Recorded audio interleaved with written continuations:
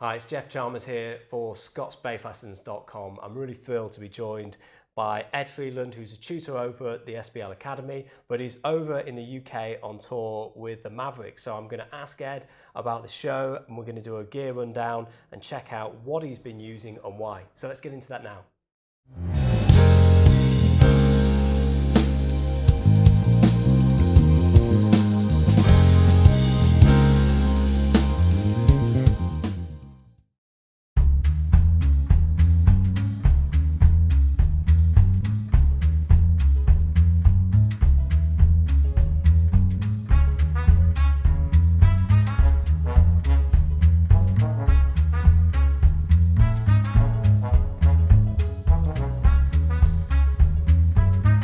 The singer doesn't use in-ear monitors. He wants, and he's also a bass player. Yeah. And so he wants to be able to come over to my side and really feel it. Yeah. So I'm playing loud. This is like power upright. I've never ever played upright bass this loud, but this bass, in addition to being easy to transport, it makes it possible to play that loud. That's so amazing. It's brilliant, as you might say. So anyway, yeah. So I'm using this. A simple signal chain into a radial PZ pre. Yeah. And then into a Gens Benz. I travel with my little shuttle head, but at home I've got the Shuttle Max. It's got a little more gain. Cool. And I'm using a Greenboy F215, which is considerably larger than the 212 I'm borrowing here, but I was very happy to get it. And you know, the 212 is massive. I mean, I played out at the proms in the park. And that was in front of 80,000 people. For 80,000 people. Of course, the front of the house covered, but even on this loud, big, huge outdoor stage, the 212 was like, the guys in the band were like, "Oh, that's so little," and then they heard, they get it, So you've got the Greenboy 212.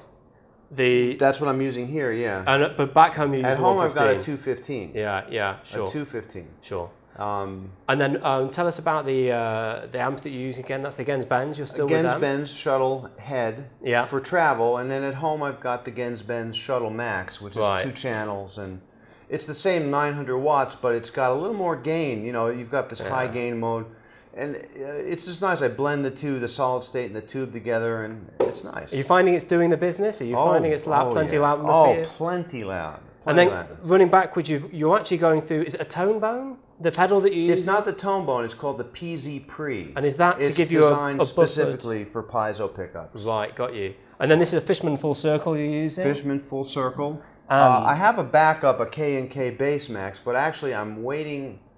When I get home, I should have it. I ordered a Barbera. Oh, yeah. And that should be waiting for me when I get home, because I think that's, maybe a little bit more feedback resistant. Awesome. Still. So that I'll have, the Barbera will be my primary, and then this will be my plan B. Yeah, sure. You always have to have some, redundancy in case something screws up. Yeah, on a gig like this, my plan C is for this trip. I brought my little Kala U bass as just in case I break a string, because you know what? Yeah. My spare strings didn't get packed. So if I broke a string, I'd have to play my little thing. So what strings are you using on the upright? Well, what have we got? The E and A are made by Blast Cult. They're steel strings. They're called Low Lives, I believe. Yeah. And the top 2 are Innovation Golden Slap. Nice. It's a UK company. Yeah. I like them because pizzicato, they have a very similar diameter and tension and feel of gut. There's a little more sustained. But they're synthetic, aren't they? Yeah, they're synthetic. They're nylon. And I would normally play gut on this gig, except, with the travel and the weather conditions and bringing the bass up and down from tension every night, I thought that the nylon would be more, hardy.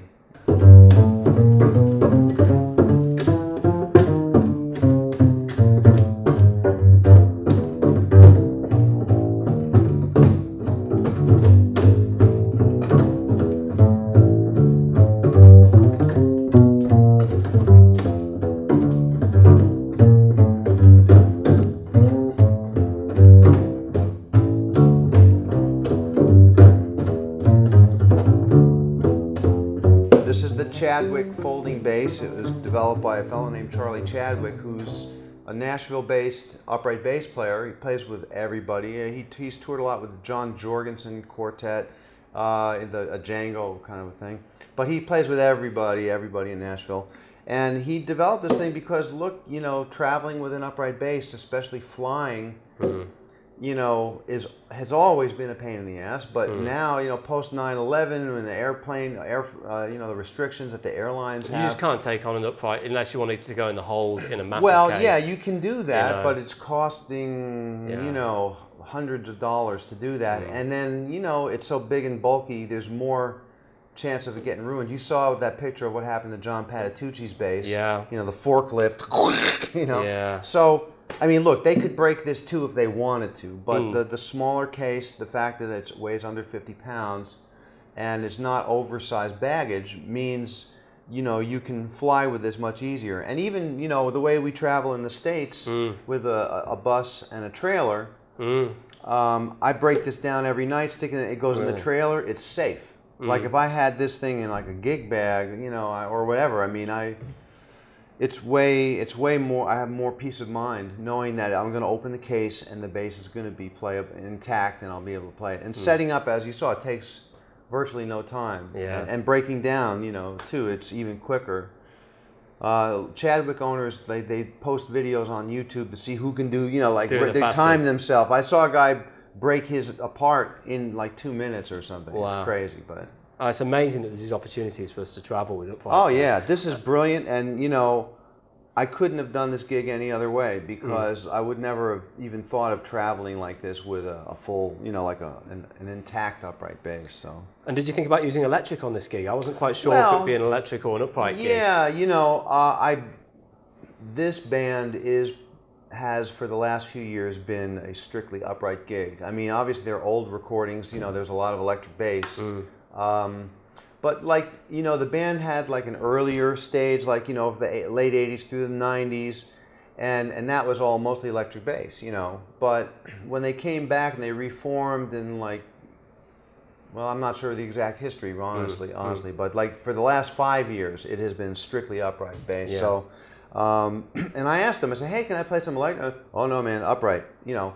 And really, it meets the criteria of the music. The new music that the band plays is really, really well suited to upright. And I usually have an electric bass as a spare, you know, in the States. And, you know, one day on the sound check, we were going through some of the back catalog, and there's this one tune that's just like, you know, pumping eighth notes. And I said, hey, I didn't even ask. I just pulled my electric out and played it on that.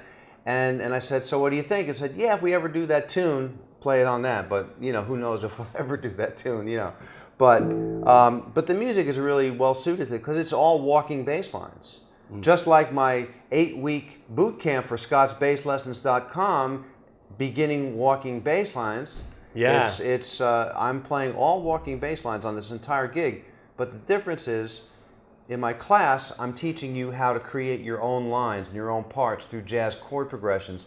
This is very simple music. A lot of our songs are 1 chord, 2 chords, and it's just repetitive vamps. It's really dance music, but it's a different kind of dance music. It's not like funk dance music. It swings more. So a lot of, you know, I'm just playing F major to C major, you know, like that's an entire song. And so I'm walking, but the difference is I don't get to choose my notes. I have a very specific parameters. Play the triads, play this line. And so I have to focus more on the groove. It's more of a rhythmic thing. When I'm playing, since I'm not thinking of what to play, I'm focused more on how I play it. And really, this band, it's really about dancing. You know, I mean, we don't like to have seats in the front. We like to leave the ground floor open because it's a dance party. It really is. You'll see. You'll get up there dancing tonight, I hope. Fantastic, Ed. But, well, listen, that's great. And thanks so much for joining us today. It's been really cool for you It's great to meet you in person. I've seen this guy. He's always on the other end of the computer, you know, helping me get everything connected for Scott's Bass Lessons. But, you know, it's great to meet you guys in person. Too bad Scott Devine couldn't be here in person. You know, he's on holiday this week. He forgot. I told him months ago. I said, I'm coming. I got him on the guest list and everything. Oh, I'm on vacation. Well, hey, you know what, Scott? You deserve a vacation. We know that. You work hard. Yeah, he does, man. He works hard. And if you want to learn more about Ed and about his walking bass course, you want to join in with the question and answers that Ed's doing live all the time over at Scott's Bass Lessons Academy, follow the links below. Thanks so much for joining us, Ed, and we'll see you next time. Thanks for coming.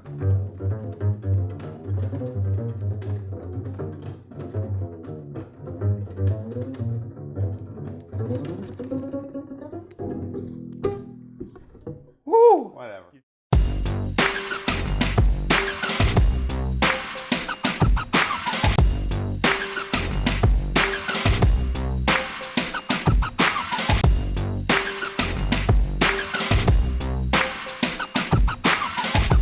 In 2015 Kickstarter challenge.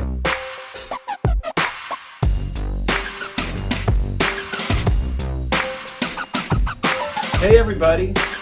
Hey guys. Hi everybody. Hello all. Hello.